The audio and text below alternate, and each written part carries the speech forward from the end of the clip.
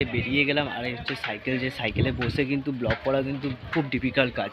আমি একদম পারি না কিন্তু। ফার্স্ট হচ্ছে ক্যামেরা ধরা আর এই সাইকেল নিয়ে যাওয়া।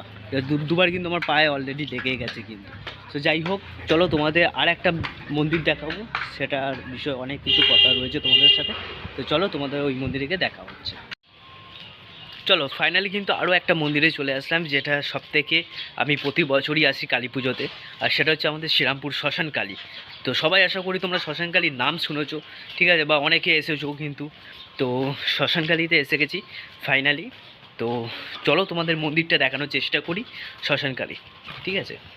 এই হচ্ছে শ্মশান কালীর মন্দির, যেটা মায়ের পুজো হয় বছরে একবার হয়তো মায়ের পুজো হয়। সেটা হচ্ছে মানে যেখানে আমাদের দিওয়ালিতে যে কালী পুজোটা হয়, সেখানে মায়ের মূর্তি তৈরি হয়। দুর্গা পুজোর আগেই কিন্তু আমাদের মানে মায়ের মূর্তি তৈরি হয়ে যায়। কেন